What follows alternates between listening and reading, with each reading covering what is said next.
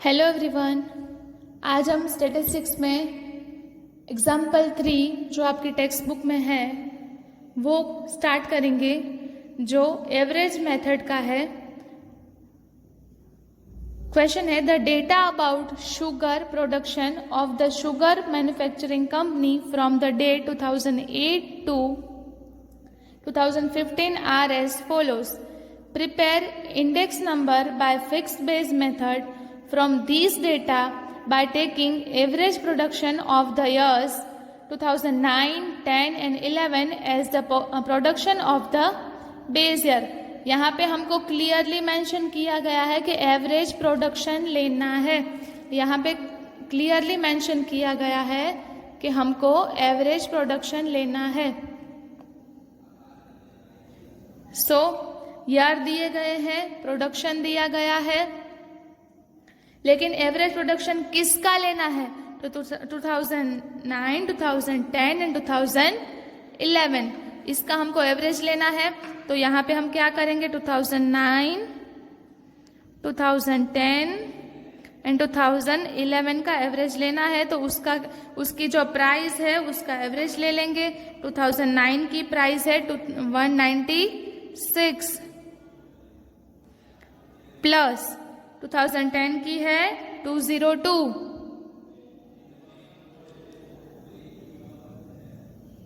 और 2011 की है 214। इसका एवरेज लेना है। ये 3 इयर्स का एवरेज है, इसलिए डिवाइड बाय 3। तो इसका टोटल होगा 612 डिवाइड बाय 3 इक्वल्स टू 204। तो एवरेज होगा 204। हम फिक्स बेस मेथड के सम्स कर रहे हैं, इसलिए हमें जो एवरेज मिला है वो है 204। सो 204 बेस होगा। बेस ईयर यहाँ पे नहीं दिया गया है, एवरेज बोला है, इसलिए हमने एवरेज फाइंड की है। तो 204 क्या होगा? हमारा एवरेज होगा।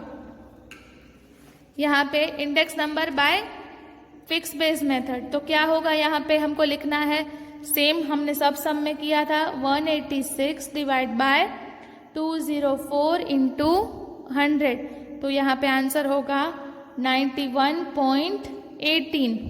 यहाँ पे 196 यहाँ पे करंट ईयर का प्राइस लिखना है और डिवाइड बाय हमारा फिक्स जो बेस मेथड है वो एवरेज हमने फाइंड की है 204 इंटू 100।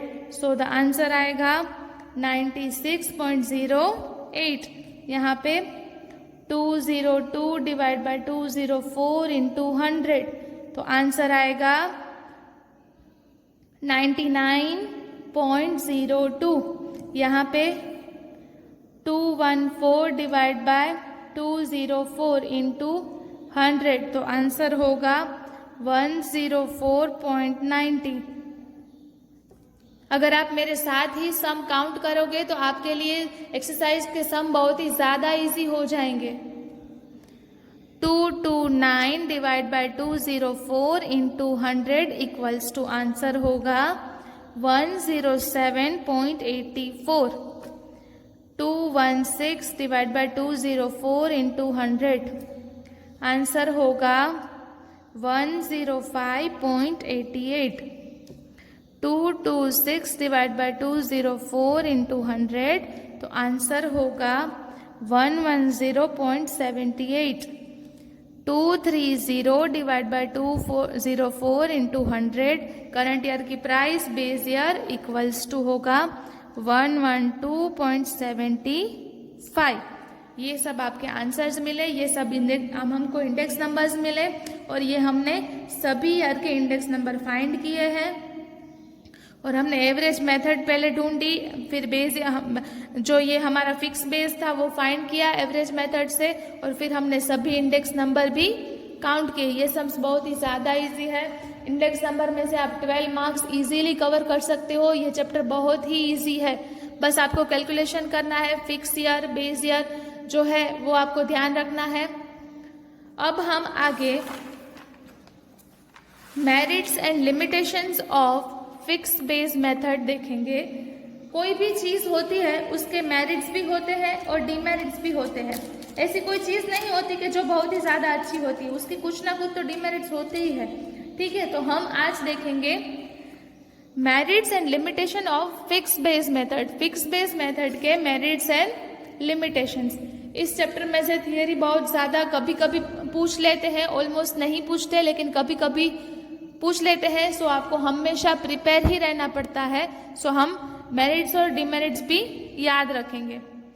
मेरिट्स मतलब उसके फायदे और लिमिटेशंस मतलब उसके जो गैर फायदे बोल सकते हैं।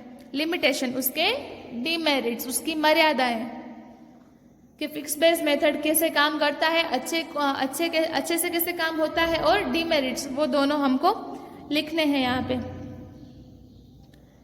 यूनिफॉर्मिलिटी is maintained in calculation and compression of the relative changes in this method। यहाँ पे यूनिफॉर्मिलिटी होती है, वो मेंटेन होती है क्योंकि बेस सेम होता है। This method is used to compare the long term changes in the value of the variable। ये मेथड है, लॉन्ग टर्म चेंज होता है उसमें भी यूज होती है। कंपेरिजन इसमें बहुत ज़्यादा कर सकते हैं। This method is easy to understand. हमने पहले ही देखा, इसके सम्स अपने ऑलरेडी काउंट कर लिए है। अगर हम 2050 की कंपैरिजन 2019 से कर रहे हैं तो ये हिस्टोरिकल पास्ट है, लेकिन ऐसी कोई कंपैरिजन होती ही नहीं है। 50 ईयर्स 25 ईयर्स में बहुत ही ज़्यादा चेंज हो जाता है। सो बेस ईयर लेना इस कंडीशन में पॉसिबल नहीं होता है।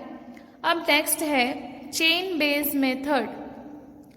चेन बेस मेथड का इंडेक्स नंबर फाइंड करने का एक फॉर्मूला है value of variable for current year. ये सब फॉर्मूला आपको 1 मार्क्स में पूछ सकते हैं, सो आपको फॉर्मूलाज याद रखने हैं। Value of variable for current year divide by value of variable for preceding year. Current year का वैल्यू प्रीसीडिंग ईयर का वैल्यू इनटू 100 और उसका index number P1 divide by P0। P0 क्या होगा?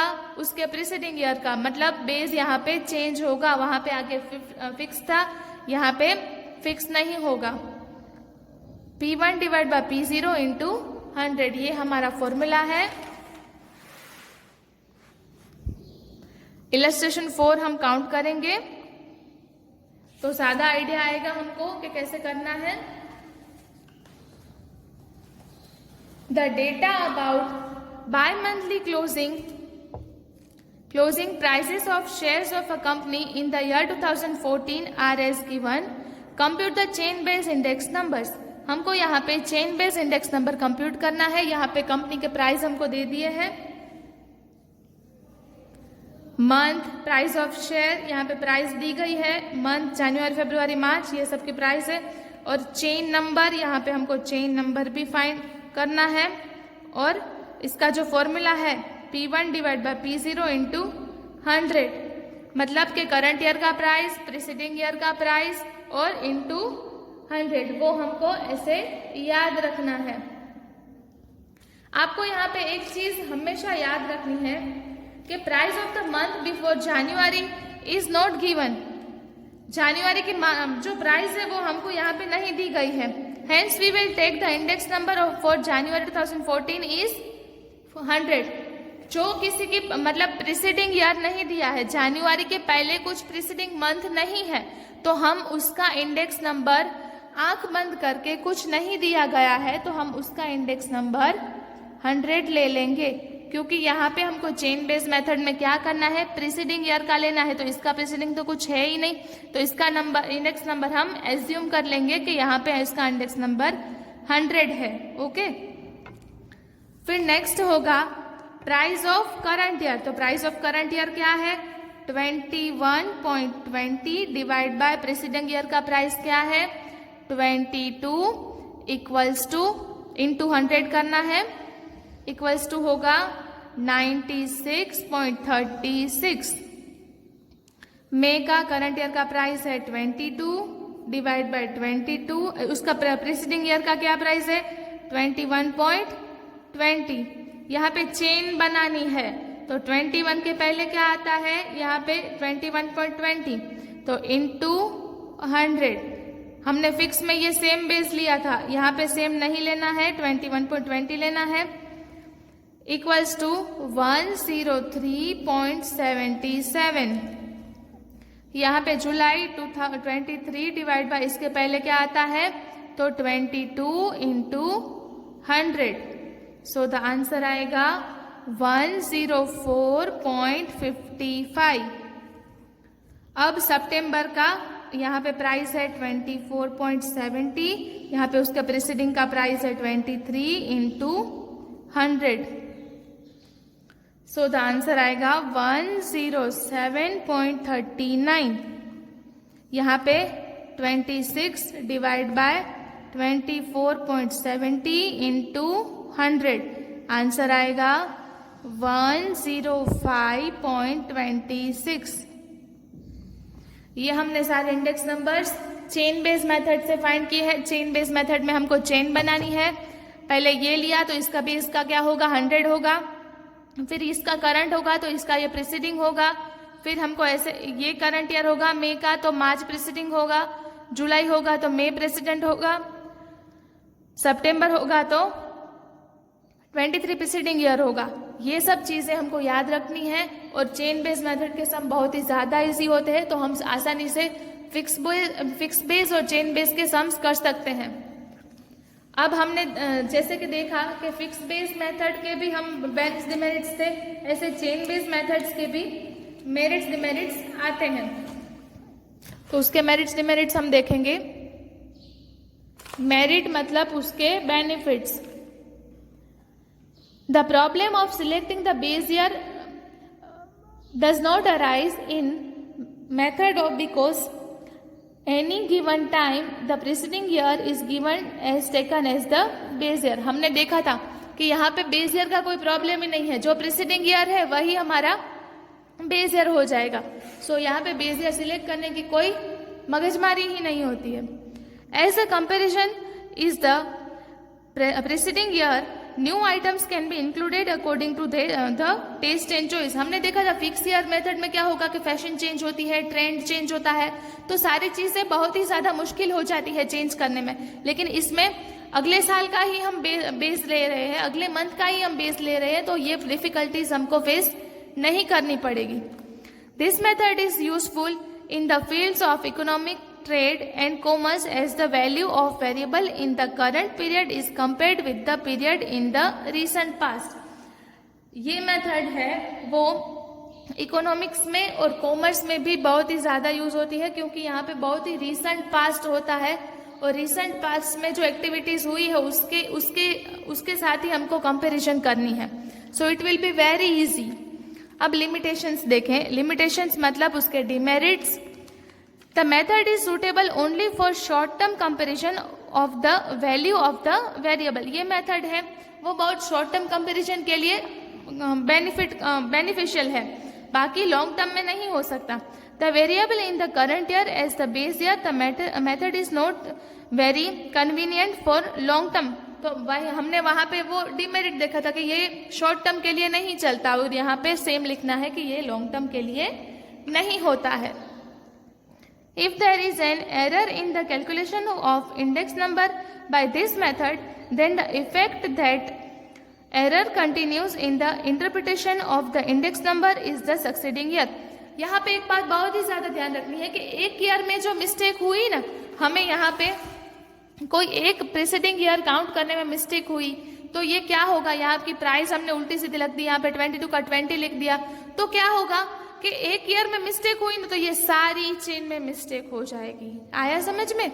ये सारी चेन में मिस्टेक होती है। सो ये बहुत ही बड़ा उसकी लिमिटेशन है कि जो हम इंटरप्रिटेशन लगाते हैं वो पूरा खराब हो जाता है एक मिस्टेक हुई तो ये मेथड में कोई भी मिस्टेक करना अलाउड ही नहीं है, क्योंकि ये फिर बहुत ही बड़ा यहाँ पे हमारे सम में भी और ये रियल कैलकुलेशन होता है इकोनॉमिक ट्रेड में, कॉमर्शियल चीजों में, तो ये बहुत ही ज्यादा खतरनाक हो सकता है, क्योंकि ये हम एक मिस्टेक करते हैं तो सारे ईयर में इसका चेंज आ जाएगा और फिर कंपैरिजन आसानी से नहीं होता है।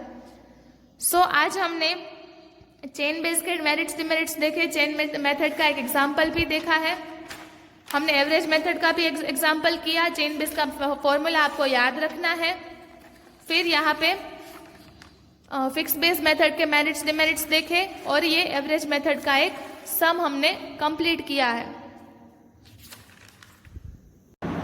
होमवर्क फॉर स्टैटिस्टिक्स इज, ये सम है, आपको काउंट करना है चेन बेस मेथड से और एवरेज बेस मेथड से।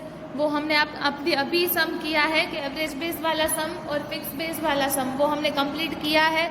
सो ये बहुत ही ज़्यादा इजी होगा। The data about daily ways of group workers employed in a factory in a city during the year 2008 to 2015 are as follows. Find the index number by chain base, वो हमने example में आगे देखा। और fix base by taking average, यहाँ पे average लेनी है, किसकी एवरेज? तो 2011 टू 2013, 2011 टू 2013 का जो डेटा है उसकी एवरेज लेनी है और वो उसका फिक्स बेस बनाना है उसको। क्वेश्चन है ये ईयर 2008 टू 2015 और यहाँ पे सबकी डेली वेज दिया है। ये सब आपको होमवर्क में अपने तरीके से काउंट करना है।